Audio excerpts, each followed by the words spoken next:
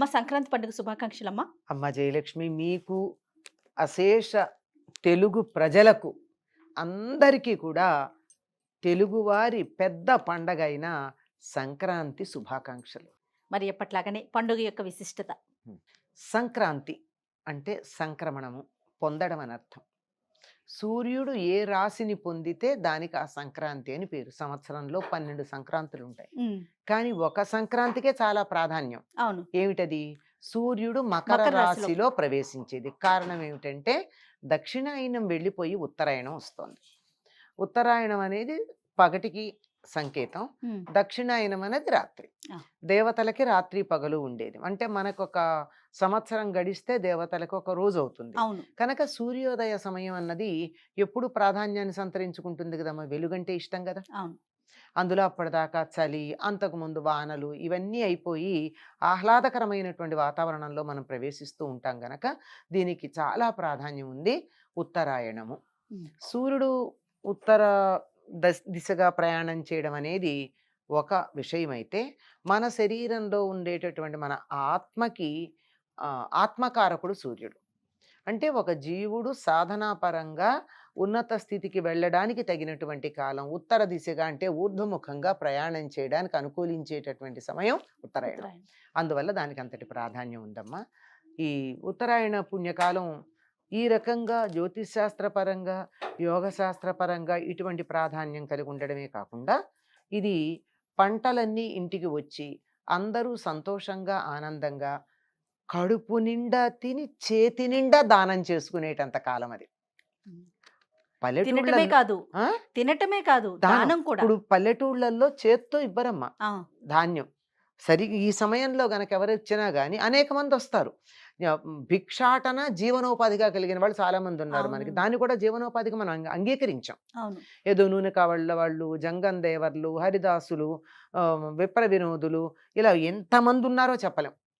తుమ్మెద తుమ్మెద అని పాటలు పాడుతూ వచ్చేటటువంటి వాళ్ళు, ఇంతమంది కాశీ కావిళ్ళు, వీళ్ళందరికీ కూడా సంవత్సరంలో ఈ నెల రోజులే వాళ్ళు భిక్షాటన చేసి సంవత్సరానికి సరిపడినటువంటి సొమ్ముని ఏర్పాటు చేసుకుంటారు. మిగిలిన కాలాల్లో కాయకష్టం చేసుకుంటారు. అవును. అటువంటిది ఎలా ఇస్తారు వాళ్ళకి దానాలు? ఇలా ఇవ్వరు, ఉమ్, చాటలతో ఇస్తారు. ఉమ్, మా చిన్నతనంలో అయితే మాకు కుంచాలు అడ్డలు ఉండేవి కదా.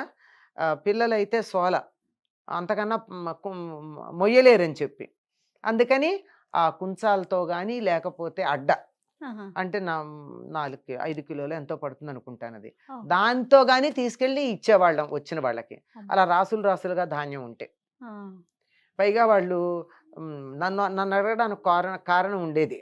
ఇక్కడ నా చెయ్యి కొంచెం పెద్దది, తొందరగా ఇట్లా తీసి అట్లా వేయడానికి చెయ్యి అరచేయి. ఆ, అందుకని ఇట్లా దోసిళ్లతో గాని, ఇలా ఒకసారి కదా ఇలా చాట పడితే వాళ్ళ జోలిలో పట్టకపోతే ఏం చేయాలి? దోసిలతో తీసి పోయాలి చాటల్లో కదా. పోయడం. ఆ, అట్లా అన్నమాట. అట్లా ఇవ్వగలిగినంత, చేతి నిండా ఇవ్వగలిగినంత, ఆ, కడుపు నిండా తినగలిగినంత, మనసు నిండా ఆనందించగలిగినంతటి సమయం ఇది. ఉమ్, ఆనందం ఎందుకు అంటే, వానలు అయిపోయినాయి, చలి అయిపోయింది, ఇంకా ఎండలు రాలేదు, ఉమ్, చాలా ఆహ్లాదకరంగా ఉండేటటువంటి వాతావరణం. ఉమ్, అందుకని చాలా వేడుకగా జరుపుకునేది ఇది. ఈనాడు ఏం చేస్తారు అంటే, దీన్ని తప్పనిసరిగా కొత్త బియ్యం వస్తాయి. కొత్త బియ్యం అప్పుడే ఎక్కువ పశువులు ఈని పాలు బాగా ఉంటాయి, లేగంటి పాలు ఉంటాయి బాగా. ఉమ్, లేగంటి పాలతో బాగుంటుంది పరమాన్నం. అవును. పెరుగు కూడా రుచిగా ఉంటుంది, ఆరోగ్యం కాదు కానీ. ఆ, వెన్న నెయ్యి తరిపి పాలలో వచ్చిన రుచికి తేగంటి పాలే. అవును. కనుక లేగంటి పాలు వేసి, కొత్త బియ్యం వేసి, కొత్త బెల్లంతో పరమాన్నం వండి దేవుడికి నైవేద్యం పెడతారు.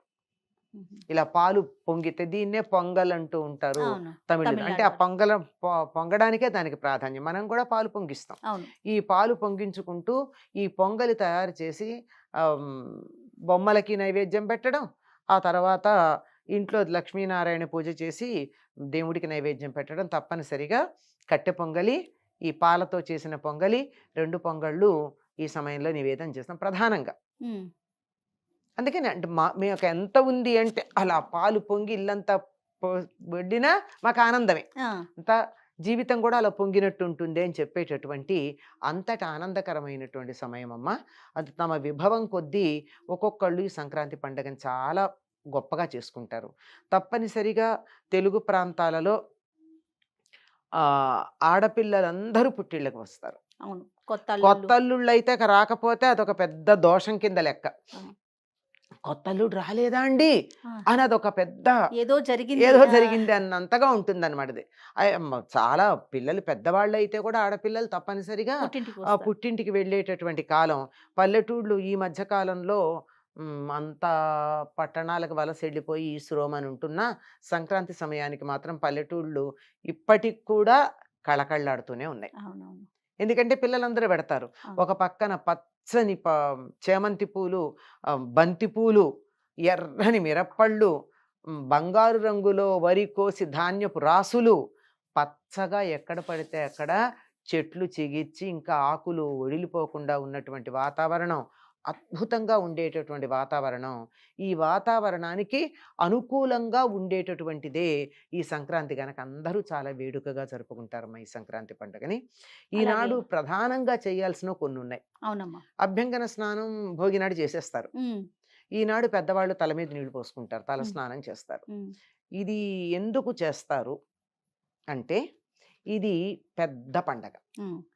అంటే 4 రోజులు చేసుకునే పండగ. హ్మ్. 4 రోజులు చేసుకునే పండగే కాదు, అంతకుముందు నెల రోజులు చేసిన పండగ. అవును. పెద్ద ఎత్తున చేసే పండగ. అంటే మిగిలిన పండగల కన్నా ఎక్కువగా అంటే చేతిలో డబ్బున్నప్పుడు పండగ వైభవం ఎక్కువుంటుంది. అవును. అంతగా కొత్త బట్టలు ఇట్లాంటివన్నీను. సంవత్సరంలో మొత్తం అంతా బట్టలు కొనుక్కోని వాళ్ళు కూడా సంక్రాంతికి తప్పనిసరిగా బట్టలు కొత్త బట్టలు కొనుక్కుంటారు కొత్త కొనుక్కుంటారు. బట్టలు. అటువంటి చాలా వైభవంతో చేసుకునే పండగ. అంటే పెద్ద కాలం చేసుకునేది, పెద్ద ఎత్తున చేసుకునేది, వీటన్నిటిని మించి పెద్దల పెద్దల పండగ. పండుగ. అవునమ్మా. దక్షిణాయనం పితృయానం, హ్మ్. ఉత్తరాయణం దేవయానం. ఈ రోజుతో దక్షిణాయనం భోగినాడు పూర్తయిపోయింది. సంక్రాంతితో దేవయానం మొదలవుతూ ఉంది. అందుకని పితృదేవతలు తిరిగి వెడుతూ ఉంటారు కదా! వెళ్ళేటప్పుడు మళ్ళీ క్షేమంగా వెళ్ళమని, అంటే సుఖంగా వెళ్ళి మళ్ళీ వచ్చే ఏడాది వచ్చి తమను అనుగ్రహించమని పితృదేవతలను ఆరాధిస్తారు. హ్మ్. హ్మ్. ఆ పితృదేవతలే పెద్దలుగా మనకు చెప్తూ ఉంటారు. అవును. పెద్దలని చెప్పింది చాలా విషయాల్లో పితృదేవతలకు పితృదేవతలే. సంబంధించింది. పితృదేవతల అనుగ్రహం గనక లేకపోయినట్టయితే అసలు ఈ జీవితంలో ఏ సుఖశాంతులు ఉండవమ్మా. చాలామంది దేవతలను పూజించాలనుకుంటారు కానీ అంతకన్నా ప్రధానం పితృదేవతలు. అంతే. కనుక వారికి తర్పణాలిస్తారు సంప్రదాయం తెలిసినటువంటి వాళ్ళు. ఈ హ్మ్. సందర్భంలో తర్పణాలిస్తారు. పెద్దలకి తర్పణాలివ్వడం. ఆ తరువాత ఆనాడు గారెలు వండడం. అది కూడా పితృదేవతలకు సంబంధించింది. పైగా దానాలు చేస్తారు. హ్మ్. పితృదేవతలకు ఆ! సంబంధించినటువంటిది దానాలన్నీ వస్త్రదానం, నువ్వుల దానం. హుహు. ఈ నువ్వుల దానం చాలామంది ఒక ఈ నువ్వుల దానం పట్టేటటువంటి బ్రాహ్మణులు ఉంటే వాళ్ళు ఇస్తారు. అలా లేకపోయినా చేసే పద్ధతి ఒకటి మనకి మహారాష్ట్ర ప్రాంతం నుంచి ఉంది. హుహు. ఏమిటంటే నువ్వులతో రకరకాలైనటువంటి తీపి పదార్థాలు చేసి అందరికీ పంచుతారు. పంచుతారు. ఆ! మీకు తెలుసు కదా! ఆ తిల్ అని ఇప్పుడు మనకి అవును. తెల్లని ఒకటి దొరుకుతాయి పంచదారతో ఉండేది. అవునవును. తిల్లే దాని పేరు. అవి దాంట్లో లోపల ప్రధానంగా ఉండేది ఈ నువ్వు. నువ్వులు రుబ్బి చేస్తారో ఏదో మొత్తానికి. అవును. అది నువ్వుతో చేసినటువంటి నువ్వుండలు, తర్వాత అరిసెల మీద కూడా నువ్వులు నువ్వులు అద్దుతాం. అద్ది ఇలాంటివన్నీ నువ్వులు ప్రధానంగా ఉండేటట్టుగా వాడతారు. హ్మ్. దీనికి కూడా కారణం ఏమిటంటే మకర రాశికి సంబంధించినటువంటి వాడు శనిని తృప్తిపరచాలి అంటే నువ్వులు తినడము, నువ్వులు దానం చేయడం ప్రధానమని జ్యోతిష్ శాస్త్రపరంగా దీనికి సమన్వయం చెప్పుకుంటారు. ఓకే. సంప్రదాయాన్ని అనుసరించి పెద్దలకి మరి నువ్వుల ద్వారానే పెడుతుంది. ఆహా! మిగిలిన ఏ ధాన్యాల ద్వారా ఇవ్వరు కదా! నువ్వులు, నీళ్ళే కదా వాళ్ళకి వదిలేది. అవునవును. అందుకని నువ్వులు అలా తర్పణాలు ఇచ్చేటప్పుడు వదిలితే వదులుతారు. అలా అందరూ మీరు నేను చేయం కదా పని. హ్మ్. ఆడవాళ్ళు చెయ్యరు చాలామంది. అవునవును. అందువల్ల వీళ్ళందరికీ చేయడానికి దానికి అనువుగా ఈ తీపి పదార్థాల్లో వాటిల్లో ఇచ్చుకోవడం అన్నది ప్రధానంగా మనకు కనపడుతుంది. అన్ని దానాల్లో కన్నా కూడా ఈ నువ్వులకి సంబంధించిందే కాక వస్త్రదానం ఒకటి చేస్తారు. ప్రధానమైనటువంటిది కూష్మాండ దానం. హ్మ్. గుమ్మడికాయ. గుమ్మడికాయ. గుమ్మడికాయ భూదేవికి సంకేతం. భూమికి ఎలా ఉంటాయి పర్వములంటారు. ఇట్లా తొనలుగా ఉంటుంది కదా! మంచి అవునవును. గుమ్మడికాయి. భూమి కూడా అలాగే ఉంటుందట. మనకి మామూలుగా అయితే గుండ్రగా కనపడుతుంది గానీ, లెక్క ప్రకారం భూమిని మన వాళ్ళు ఖండాలుగా మనం అనుకున్న ఈ ఖండాలు కాదు. ఆ, ఆ. అలా లెక్క వేసినప్పుడు ఇలా తొనలు తొనలుగానే ఉంటుందిట. అలా భూమికి పూర్తిగా సంకేతంగా ఉంటుంది గనక ఈనాడు ఆమ్, ఒక కూష్మాండ దానం గనక చేసినట్టయితే భూగోళం అంతా దానం చేసినంత ఫలితం ఉంటుందిట. ఓ. ఎందుకు? అది కూడా మరి ప్రతిదానికి అవును. సమస్య ఉంటుంది కదా, ఎందుకు అని. బలిచక్రవర్తి పరిపాలిస్తున్నాడు, నిన్ననేగా అనుకున్నాం మనం. అవును. ఈ 3 రోజులు భూమిని పరిపాలించడానికి వస్తాడు అని చెప్పి ఒక సంప్రదాయాన్ని అనుసరించి ఈ 3 రోజులు అనుకుంటాం. కొంతమంది ఏం చెప్తారంటే దీపావళి, ఆ మర్నాడు ఉండేటి బలిపాడ్యమి అవ్వని చెప్తారు. ఉమ్, ఏదైనా ఎక్కువ మంది విశ్వసించేది ఈనాడు కూష్మాండ దానం చేయడంలో ఉన్న ప్రాధాన్యం తెలియజెప్పేటటువంటిది ఇది. ఉమ్, కూష్మాండ దానం ఓకే. తప్పనిసరిగా చేయాలని చెప్తారు. ఇంకా ఎవరన్నా భోగిపళ్ళు ముందు రోజు పోసుకోకపోతే ఈ ఈనాడు రోజు. పోసుకుంటారు. ఆహా. ఓకే. ఇంట్లో పెట్టిన బొమ్మలకు హారతులు ఇస్తారు. ఆ, నిన్న పేరంటం కుదరని వాళ్ళు ఇవాళ చేసుకుంటారు. ఓకే. నిన్నటి కార్యక్రమాలు ఏ అయితే జరగలేదో అవకాశం ఉంటే మరుసటి ఆ, రోజు ఇవాళ చేసుకుంటారు. చేసుకోవచ్చు. ఓ. కొంతమంది 3 రోజులు చేస్తారు. ఉమ్. అమ్మ, ఇప్పుడు పెద్దలకు పెట్టే దానంలో పెద్ద కొడుకే చేయాలి అలాంటి ఏమైనా నియమాలు ఉంటాయమ్మా? అలా ఏం లేదమ్మా. ఉమ్, పెద్ద కొడుకు తప్పనిసరిగా చెయ్యాలి. ఓకే. అవకాశం ఉన్నట్టయితే అందరూ కొడుకులందరూ ఒక చోట చేరి చేస్తే చాలా బాగుంటుంది. ఉహుం. ఇప్పుడు తద్దినాలు అవి పెడతారు కదమ్మా. అవును. తద్దినం పెట్టేటప్పుడు పెద్ద కొడుకు పెడతాడు, పక్కన ఎడం పక్కన చిన్న కొడుకు ఉంటాడు. ఉమ్, రెండో కొడుకు ఎందుకు కావాలంటే ఎడం పక్కన ఉండేవాళ్ళు లేకపోతే ఎట్లా అని ఒక మాట అంటారు. ఉహుం. అంటే అందించటానికి చిన్న అదేలే. కొడుకు ఉండాలి, కలిపి పెడతారు.